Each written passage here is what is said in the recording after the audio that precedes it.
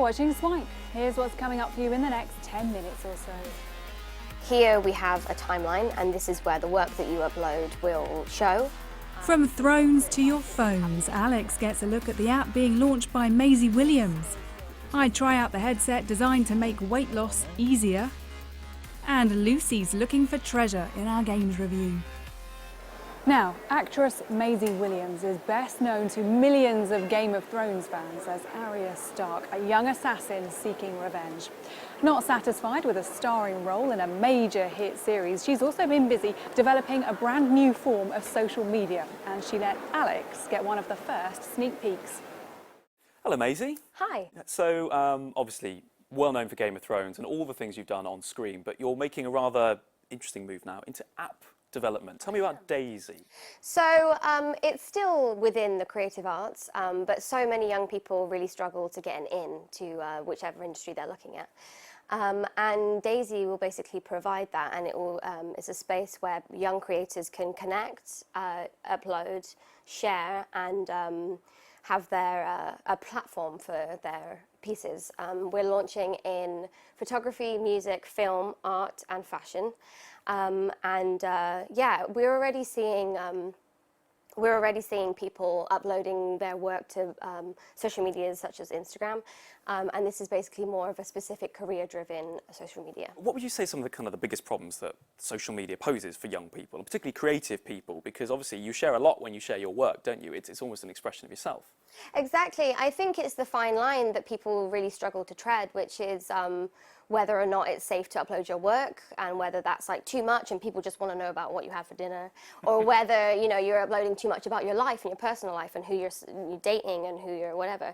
So it's nice to have a social media that is solely for people who are interested in the creative arts, would like to achieve a career in the creative arts, and it's a place where they can upload their work, connect with other people that are doing the same sort of thing, and share their projects to people that are a real sort of targeted audience, to more people like them who have also kind of felt at school like they were the weird kid that wanted to make movies and everyone was like, just get a normal job. So it's nice that there's a place that's solely for those people. One of the big problems people have online is cyberbullying, and you've been very honest and very open about your experience of people online. How are you hoping that Daisy might be able to, tackle some of those pressures? So in the playground and also on social media, we have like a real popularity contest. And with Daisy, the way in which your profile will grow is very different. It's not about a follow count, it's about a chain that you make. And to make a chain, you work with other people on the app and you create projects together, and then you have a mutual link. And the more chains that you make, the bigger your profile becomes. So it takes it away from like lots of people following one person, and makes it more about the connections that you're making, which is ultimately what these industries are about. You yourself, you're a young woman, you're now at the centre of the entertainment industry and the tech industry. What are the kind of, those are two male-dominated industries. What are the kind of challenges you're coming up against? I've been very lucky, and I've had a very positive experience in the film industry. And I know that it's not like that for everyone, male or female. And I've already achieved more in my 20 years than I ever thought that I'd achieve in my life. And I kind of just thought, why stop there? As a young woman, I hope to inspire other young women that you will surprise yourself. I've surprised myself, and I hope I continue to with the rest of my life. I think maybe there's just a knock in confidence from girls from a young age, and I guess I'm here to prove that it doesn't have to be. What would you say to those girls? That you can do far more than you would ever have expected if you just push yourself and just keep going. And if someone tells you no, you just continue on. I find it bizarre how much that I've done. I sometimes have to stop because it's such a fast-paced industry, and you don't really get a chance to sit and like dwell on anything for too long. And every now and then I have to take a step back and think, like, I can't believe that I've managed to achieve so much. And I think you can really surprise yourself if you give yourself the credit. And young women really should, because we're incredible. Yeah, absolutely. Maisie Williams, lovely to meet you, lovely to talk to you, and good luck with all your filming and, of course, with Daisy. Thank you so much. We're talking next-generation weight loss technology now. A British neuroscientist has developed a headset he claims can help you lose around half a stone, that's more than 3 kilos, in 3 months. Sound too good to be true? Have a look and we'll let you decide. So here's Modius. And we're going to put this on your head. Now, it might sound a bit of a funny name, but Modius could soon be a device your doctor prescribes you to help you shift body fat. Jason, who developed the headset, tested it on himself, using it every day for a year, and says his body fat dropped by 44%. Since then, it's been used by around 4,000 people. Is it doing anything yet? So we haven't turned it on just Okay. yet. Hold that in until the device turns on.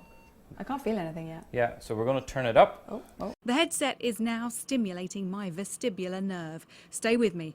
That connects to my hypothalamus, a part of the brain that controls fat storage, metabolism and appetite. Oh, it feels prickly. I'm starting to feel a little bit dizzy, actually. Okay, well Is that okay? Yeah, if it's too much, we would turn it down. So you're now at level 5. Wearers are told to keep it on for an hour a day to feel the effects. Typically what we see, the two most common findings are that people feel that their appetite goes down quite quickly, but they also feel that their desire for really high density, sugary, high calorie foods also decreases. And that's because, according to Jason, unlike some weight loss methods that create a calorie deficit with a risk of sending your body into famine mode, this one targets your inner thermostat switch, your body's metabolism control centre, so your brain doesn't think it needs to eat so much. There's level 6. Feels like I'm on a boat. Yeah. And we're just swaying side to side. That's exactly the feeling that we want. And is this going to suppress my hunger today? Because I was quite looking forward to lunch. Typically it takes about 3 or 4 days before people start to see a reduction in appetites. How do you know the results with Modius aren't just a placebo effect? Yeah, I think that's a question we get asked a lot. Now, certainly some people are going to buy the device and feel motivated and go out and be spurred into doing something. That's actually something we really like. But I think it's critical to say that the laboratory tests that we do, all of the previous work done on vestibular stimulation shows quite clear scientific data that this actually influences the hypothalamus. I noticed there are a couple of reviews on your website where people say it didn't work at all. Why would that be? I think we've been pretty open and honest with people, and we would say that this is not going to work for absolutely everyone. And we were certainly excited to see when you move this from the lab out into the wider population with people who've struggled for weight loss for a long time. They might have medication, or they might have like diabetes or thyroid issues. But even in that really difficult to treat group, we are seeing about 80% of people have a significant reduction in weight. The headsets are quite an investment at £369 each, but may have an added positive side effect. Jason tells me that a significant number of users have reported improved sleep. He had to head off, but in the name of journalism, I made myself stay on to investigate that further. Video games time now. Here's Lucy with her pick of the latest releases.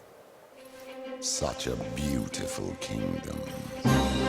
Ni No Kuni II is the sequel to Ni No Kuni, which came out a few years ago. That game was a collaboration between Japanese game developers Level 5 and Studio Ghibli, frequently referred to as the Japanese Disney. It's basically the story of the cat people are the ruling class essentially, and the mouse people, who are fed up of being subjugated their whole lives, stage a coup and overthrow the young king Evan.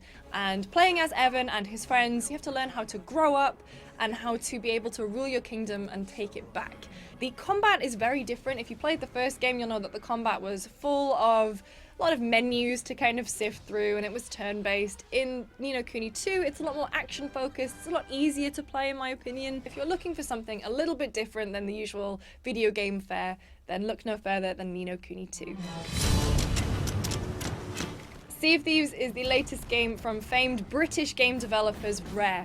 So if you've ever wanted to become a pirate and take to the high seas, then now is your chance, because in Sea of Thieves, you and your friends can band together to form a pirate crew, and you can basically just head out on your ship onto the high seas. You can search for buried treasure, you can face off against other pirate crews. What I really like about Sea of Thieves is that there are different roles that you have to take on. So one of you can be a navigator up in the crow's nest, one of you can be steering the ship, one manning the cannons. It's one of the most fun multiplayer experiences I think I've had in a long time, because you just spend the whole time chatting with your mates, and at the same time you're uncovering cool loot. So if you want to try out Sea of Thieves, it's on Xbox One and PC.